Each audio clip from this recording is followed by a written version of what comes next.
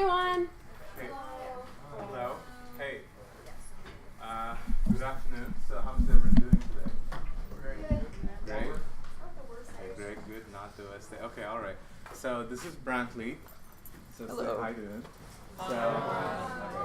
So he's a master's student who is in the games lab. So he's here to have a conversation with all of you. So I'll pass the baton to Brantly. Okay.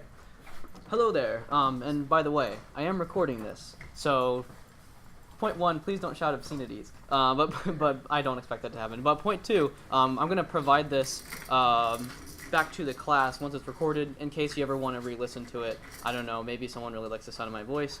You would be the first one.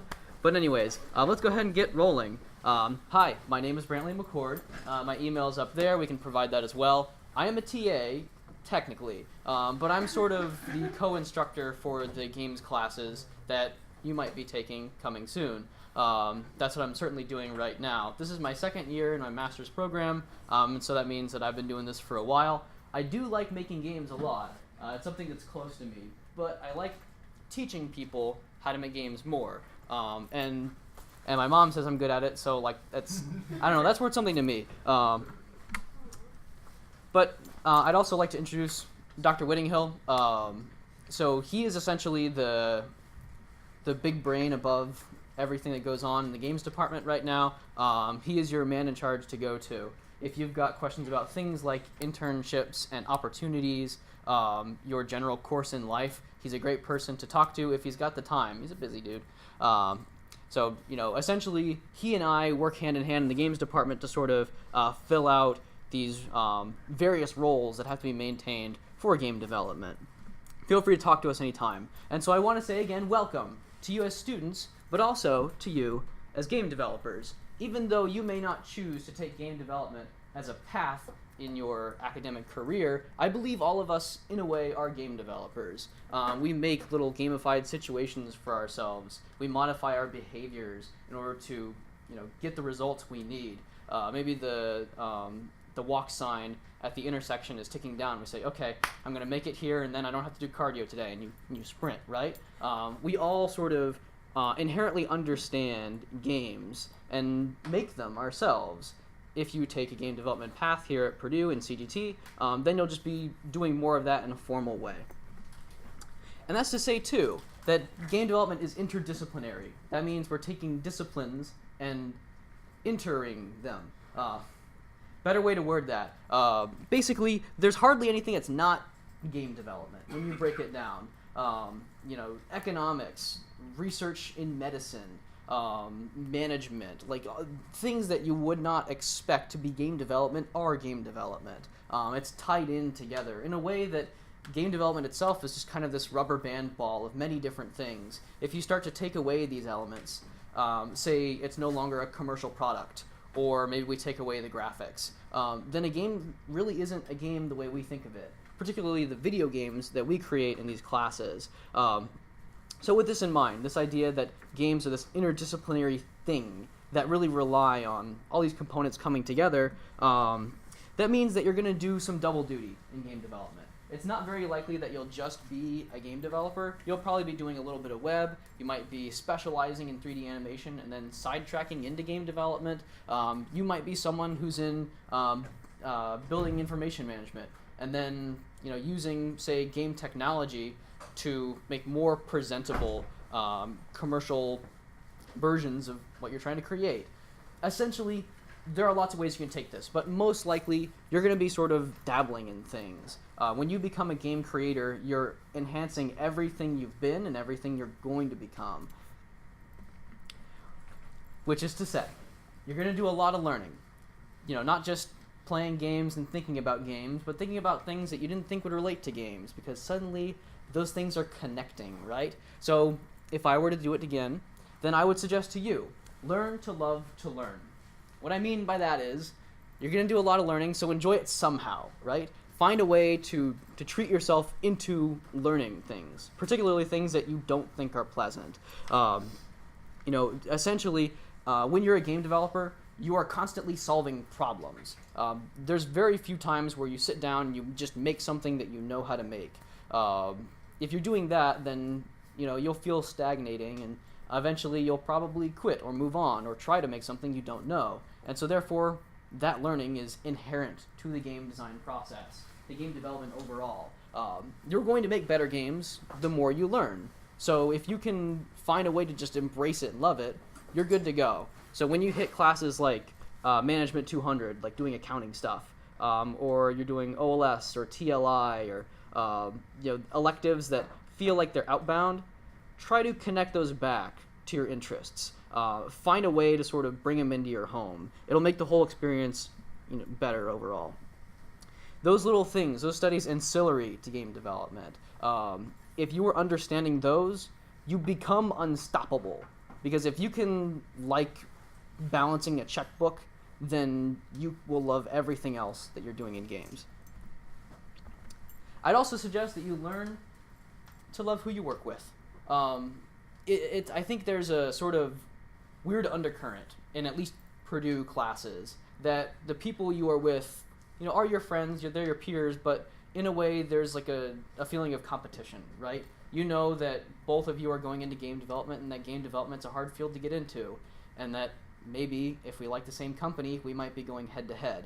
Try to diffuse those feelings. It's something that might sort of get rapid growth out of you in a burst, but it's not sustainable in the long term. When you're looking at your classmates and seeing everybody sort of doing their work, when you see people who are better and worse than you from what you would consider that valuable scale, try to sort of disengage the feeling that this is a competition, or that critical prowess you have to make those decisions is meant to cut people down and to raise you up.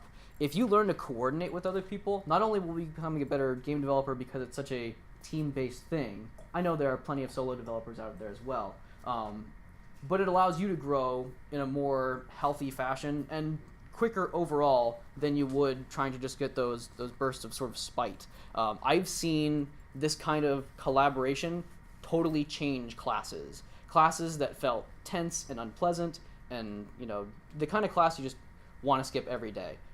We turned that class around by getting everyone to sort of communicate honestly and earnestly and understand where everyone's coming from.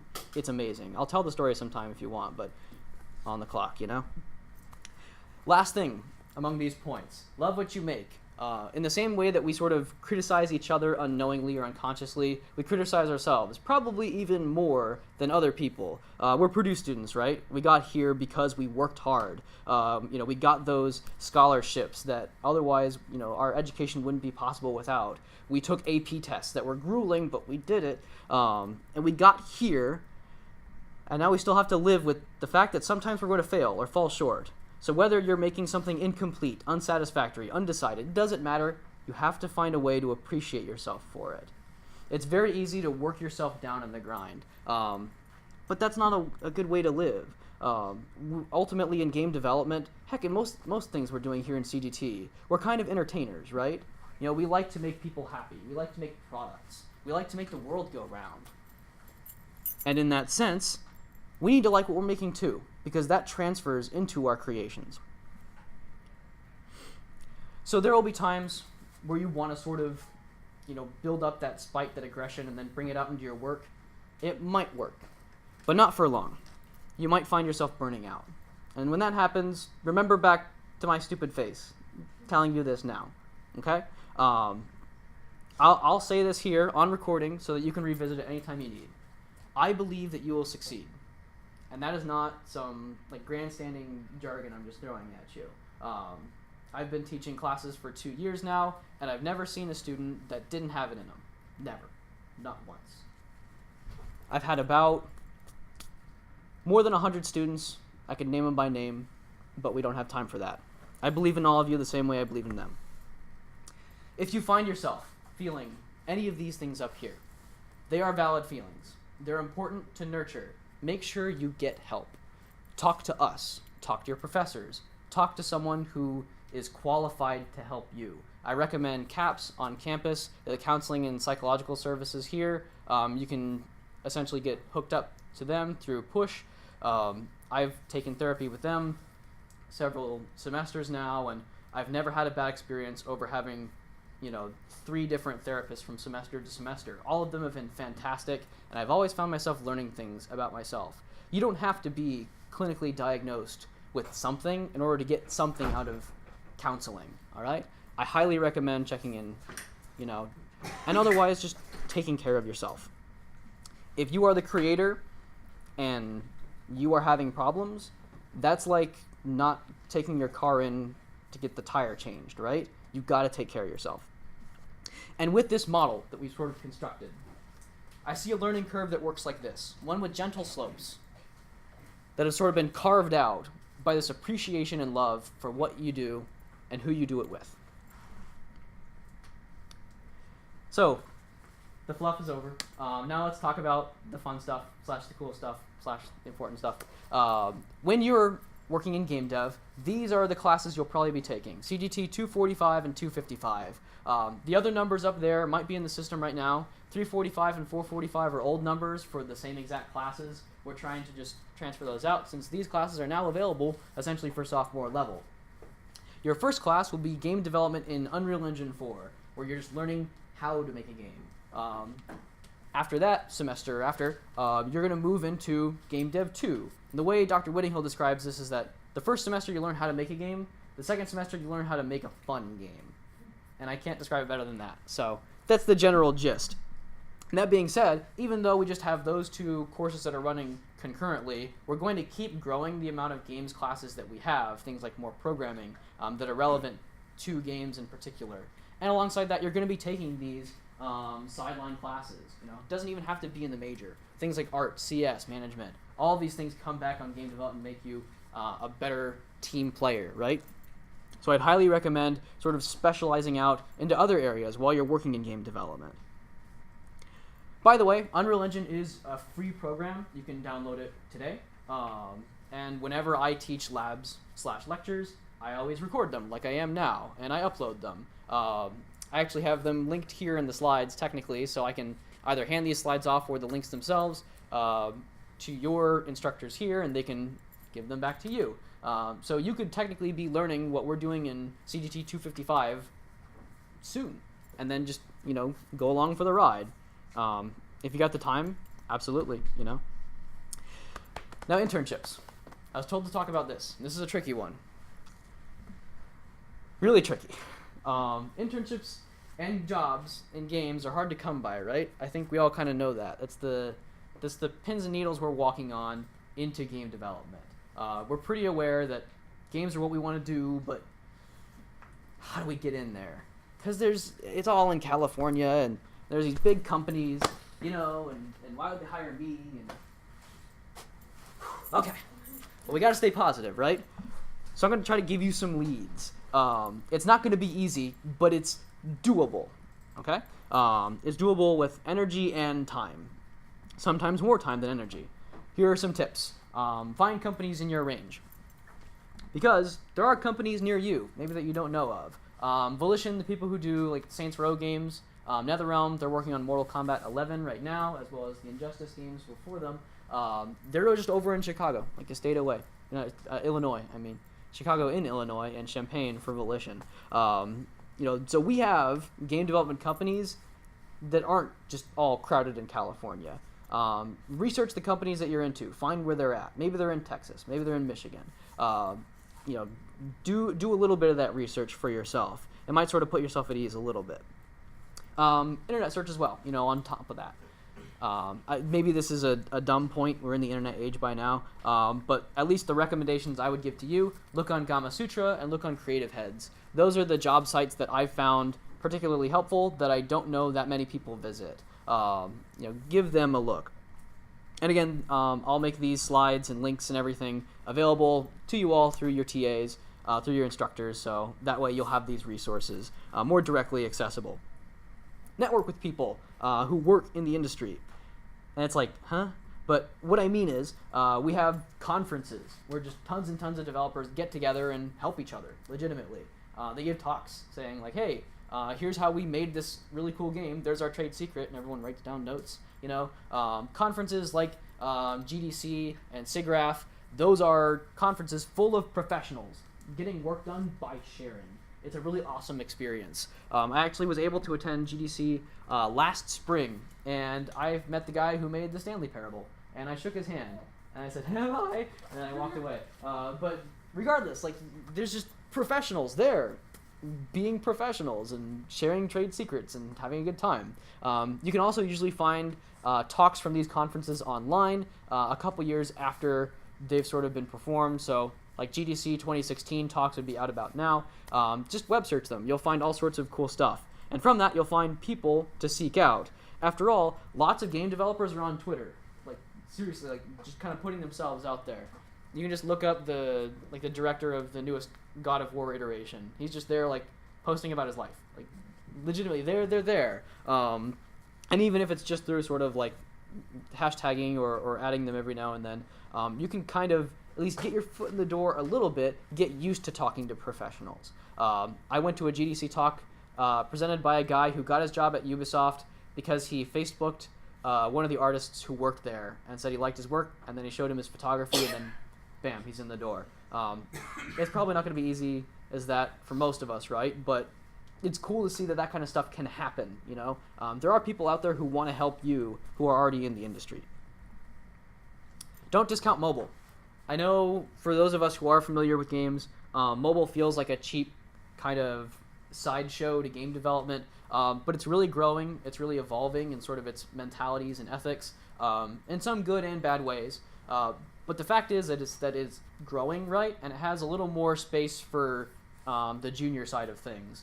So it might be a decent entry point for you to look into. I know plenty of Purdue grads have sort of found their place in the industry through the mobile industry. In fact, one of our graduates from years ago is now working, or was working at Ubisoft, is now going over to Silicon Studio, the people who do Bravely Default, Bravely Second, over in Japan. He got there because he started working at Zynga. And he got his job at Zynga because he learned some stuff in game dev too, in that design class. So, it's possible. All right, moving right along. Talk to your professors. And I'm going to go ahead and bold this one. Talk to your professors. Do it. They know people. They know people who can help you. We have Purdue graduates who are in companies that they taught. And they can link you up with them. They can link you up with other professionals they know, because plenty of them have been in industry, right? Just be honest with them. Say like, hey, I'm looking into this kind of job. Can you get me some connections? Can you give me some leads? And they will do their best to help you. That's why they're here. You know, there's a reason why we and so many others are here at Purdue rather than, say, out in the industry. When it comes to portfolios, this is actually sort of an easy point. The question is, what do you want to do for a job? And then if you answer that question, you know what to put on your portfolio. When it comes to game development, it's just a very direct process. If you're a designer, put up drafts, put up thoughts, put up examples of levels you've built. If you want to be a modeler, there you go. It's very one-to-one, right? Essentially, I almost really don't have enough to tell on this because of that. But if you're making your portfolio, tell less, show more. And this is to say you don't have a game dev portfolio right now. You're going to have one. But looking down the road, it'll be a very direct process. And think about what kind of persona you make for yourself as well. Essentially, it's what you want people to see you for, and that has its own advantages and disadvantages in the way you sort of present yourself. Whenever I have this icon on like my profiles and like my Purdue email, there's a reason I've designed myself to look like this. That sort of like uncertainty that my little icon has on its face, that's a defense mechanism. It's to say that I might not be able to help, but I'm going to try my best. And typically, people are easier on me for it. And that means that I can help them better. We both have a less like aggressive process. And I find that people come to me for help very often as a result. That's my jab at making a persona for myself. And a lot of people are receptive to it. Maybe your persona is professional. Maybe it's geeky. There's a lot of room for experimentation when you're looking into game development because it's such an insular kind of field, right? Game developers hire nerds who want to make games, who hire nerds who want to make games, right? It's kind of a loop in that sense. So you have some freedom of expression in that way. You don't necessarily have to be suit and tie, and you don't have to be the opposite either. And that's about it for me. So, now that we sort of dealt with the information on hand, I guess I'm open for Q&A stuff. And then if I haven't run overboard on time, then we can sort of talk this out and go from there. And if I do go over time, let me know how I'm doing. Yeah. So, okay, awesome. If you got questions, let them fly. You sure? There are probably questions hanging. But Okay, if you're let shy, them coagulate. just email them, okay? Yeah. Okay. Go for it. Being that you're still a student, Yes. curious, have you made any games, and if so, how many? So, I've done a couple game jams so far. I actually made one with Dr. Whittinghill. So, at GDC, they have this thing they call the train jam. Essentially, instead of flying down to the conference, you take a train, I think from Chicago, all the way over to California. It's like a 54-hour ride. And so the objective is to make a game on that train from one point to another. So you've got about 3 days to make a video game. And then everyone submits their games together and people get to play them. So we actually made a game together in that time. That was one of them. I can actually pull these up in a moment if you want, if I have them on hand. I'll check into it. But that's one of them.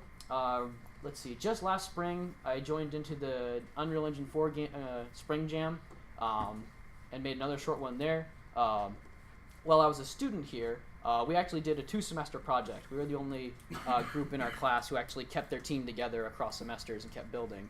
And so out of that, we made sort of like a parody platformer. You might actually see it on the TVs out there. It's a little computer character who's running around and shooting little mouse cursors and things. We made that. And so that was a 2-semester project where we were building like the fundamentals of it in semester 1, and we carried it over and made a ton more content in semester 2. Let's see. Other than that, I do a lot of like prototyping. As I'm teaching, people will ask me questions that it's like, oh, I don't know how to do that. And so I'll sort of help them figure it out. I'll figure it out with them, and then we will essentially provide that back to the rest of the class as a solution. So we're sort of open source. If someone asks a question and I help them solve it, then we put that information out for everybody. So if someone's like, hey, how do I make a ladder? Or, I want to make a spawner system that's dynamic. Then we'll sort of collaborate on that and then produce that outwards to everybody. So I have lots of bits and pieces of games hanging around. There are some other projects that I sort of stepped into as they were starting, but then those projects didn't continue, and so therefore I have like those assets and prototypes sitting around. But that's the general gist of it, if that answers your question. Cool. If we've got time, I can go ahead and try to pull some of them up, but we got some more questions, right? So go for it. So I'm sort of interested in the game design, like the whole level aspect and like the narrative and everything. Mm-hmm. Are there classes related to specifically that, since I know it's kind of chunked up into 3 sections? Mm-hmm. So yes, so Game Development 2, that's CGT 255, that is focused on design. Though we take more of a scientific approach to design in some aspects. We want to sort of, I guess the way I can put it best is we understand that there's a million videos on YouTube of people sharing their ideas of what good and bad design is on games. I imagine plenty of you who are interested in games watch them every day. And it's becoming more and more subjective of what is good and what is bad in a game, and that's awesome, right? The fact that you can have a game like Proteus, which is walking and seeing and hearing sounds, and that's the extent of it.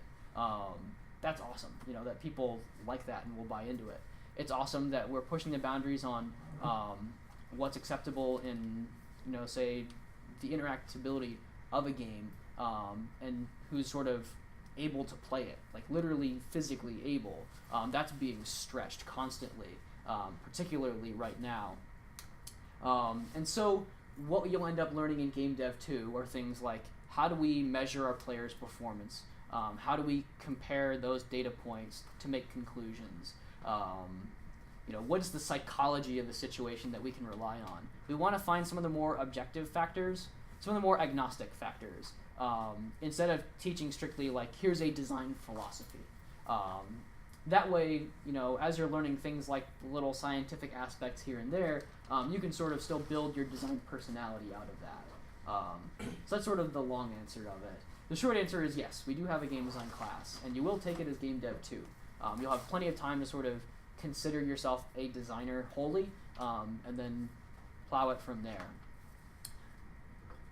I would also recommend looking into other majors for like related classes. I know that the English major like course selection is expanding some games related classes here and there. They don't always consistently offer them, but I know plenty of people who have looked into like game based narrative and things like that at the English department.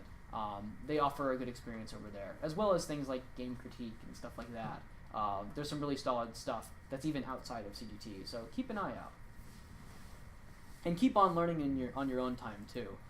Design is something that's very situated in yourself, and how you sort of experience the world and experience games.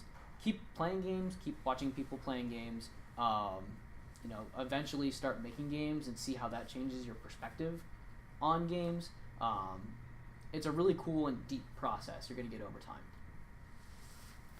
Other questions?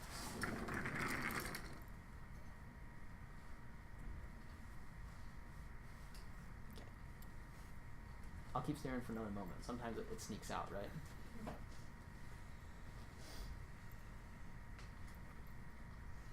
Okay. Is there anything that I can elaborate on that I might have gone too fast with, or anything that's just like, huh? Anything that I can provide there? Okay. If not, feel free to contact me. Contact Dr. Whittinghill if he's got the time. He'll definitely try to help. You may see me over in the Innovation Lab over in Kenoi 304. It's actually just on this hall. You can peek in there and try to find me on Wednesdays and Fridays. I might be in the afternoon, and we can gladly chat and stuff like that. I'll be glad to help however I can.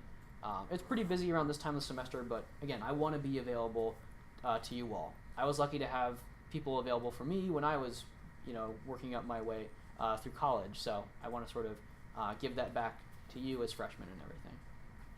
Alrighty. Well, cool.